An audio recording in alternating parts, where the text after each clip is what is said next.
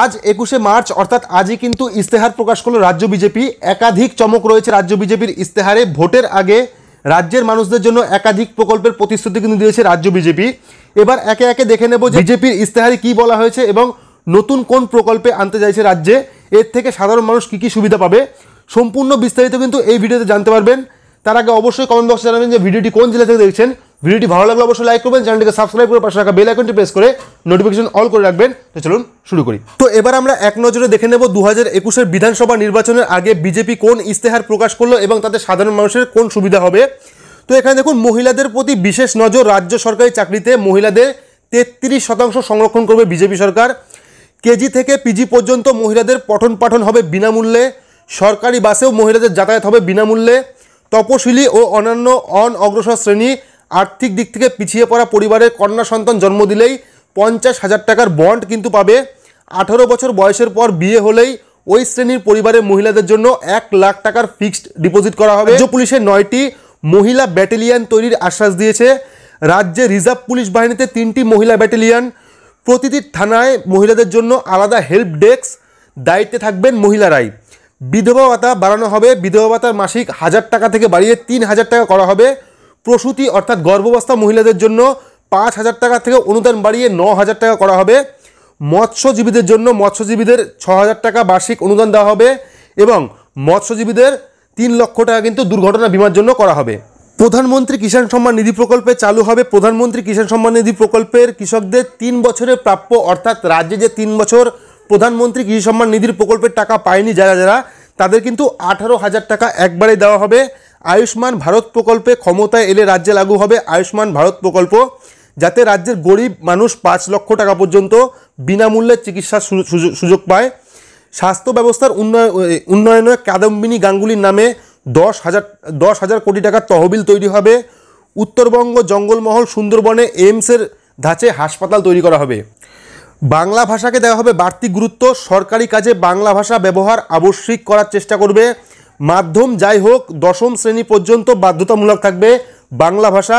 ঘোষণা বিজেপির। বাংলায় মেডিকেল ও ইঞ্জিনিয়ারিং পরীক্ষার প্রশ্ন হবে বাংলায়। পরিকাঠামো উন্নয়নে 30,000 কোটি টাকার বরাদ্দ। শহরে পরিকাঠামো উন্নয়নে 30,000 কোটি টাকা বরাদ্দ করবে। বাগডোগরা বিমানবন্দর আন্তর্জাতিক মানের তৈরি হবে, অর্থাৎ আন্তর্জাতিক বিমানবন্দর তৈরি হবে বাগডোগরা। কলকাতা শহরের উন্নয়নে 22,000 কোটি টাকার তহবিল তৈরি করবে। কালীঘাটের আদিগঙ্গার সংস্কার করা হবে নমামি গঙ্গে প্রকল্পে। রাজ্যে 9টি পৃথক পর্যটন সার্কিট। রাজ্যের 9টি পৃথক পর্যটন সার্কিট কিন্তু তৈরি হবে। শান্তিনিকেতনে বিশ্বমঞ্চ প্রতিষ্ঠা করতে 150 কোটি টাকা কিন্তু বরাদ্দ করা হবে। গঙ্গাসাগর মেলাকে আন্তর্জাতিক মানের গড়ে তুলতে 2500 কোটি টাকার তহবিল জোগাড় করা হবে। ইস্তেহার ঘোষণা করেছেন অমিত শাহ। অন্নপূর্ণা ক্যান্টিন চালু হবে রাজ্যে, বা মা ক্যান্টিন চালু করেছিলেন মমতা বন্দ্যোপাধ্যায়। এর পাল্টা রাজ্যের বিভিন্ন প্রান্তে অন্নপূর্ণা ক্যান্টিন চালু করবে বিজেপি। 5 টাকার বদলে 3 বেলায় আহারের ব্যবস্থা থাকবে। রাজ্যে 5 টাকায় চিনি, 3 টাকায় নুন, 1 টাকায় গম ও 30 টাকায় ডাল পাওয়া যাবে। রাজ্য সরকারি চাকরিতে কমন এলিজিবল টেস্ট চালু করা হবে। এমএসএমইতে 10 লক্ষ টাকা পর্যন্ত গ্যারান্টি ছাড়াই কিন্তু ঋণ পাবেন। সি ফুড প্রসেসিং পার্ক তৈরি করা হবে। টলিউডের কলাকুশলীদের জন্য সাহায্য করা হবে। এসসি এসটি সার্টিফিকেটের জন্য অনলাইন প্রক্রিয়া চালু করা হবে, অর্থাৎ কাস্ট সার্টিফিকেট কিন্তু অনলাইন চালু হবে। চা বাগানের শ্রমিকদের দৈনিক মজুরি 350 টাকা বরাদ্দ করা হবে। 500 শিক্ষকদের বেতন প্রাথমিকে 15,000 এবং মাধ্যমিকে 20,000 টাকা কিন্তু দেওয়া হবে। গোটা রাজ্যে সমস্ত ধর্ম পালন করা হবে। সরস্বতী পুজো, দুর্গা পুজোর জন্য আদালতের অনুমতি লাগবে না। সিএএ পাশ করে সমস্ত শরণার্থীকে নাগরিকত্ব দেওয়া হবে। প্রত্যেক শরণার্থী পরিবারকে মাসে 5,000 টাকা করে দেওয়া হবে। কন্যাদের পিজি থেকে কেজি পর্যন্ত বিনামূল্যে পড়াশোনা করানো হবে। পাবলিক ট্রান্সপোর্টে মহিলাদের বিনামূল্যে যাতায়াত করার সুযোগ করা হবে। প্রতিটি পরিবারের একজনকে সরকারি চাকরি দেওয়া হবে। সরকার গঠনের পর 7ম পে কমিশন চালু করা হবে। অ্যান্টি করাপশন হেল্পলাইন চালু করা হবে। প্রত্যেক পরিবারকে শৌচালয় আর বাড়িতে বাড়িতে বিশুদ্ধ পানীয় জল পৌঁছে দেওয়া হবে। 11,000 কোটি টাকার সোনার বাংলা ফান্ড তৈরি করা হবে। পুরোহিতদের 30,000 টাকার মাসিক বেতন সুনিশ্চিত করা হবে। গঙ্গাসাগর মেলাকে আন্তর্জাতিক স্তরে পৌঁছে দেওয়ার জন্য 2,500 কোটি টাকা বরাদ্দ করা হয়েছে। ধার্মিক স্থানগুলোর জন্য ঐতিহ্য ফিরিয়ে আনতে 100 কোটি টাকা বরাদ্দ করা হবে। সংযুক্ত রাষ্ট্রে বাংলা ভাষাকে স্বীকৃতি দেওয়ার জন্য প্রচেষ্টা করবে সরকার।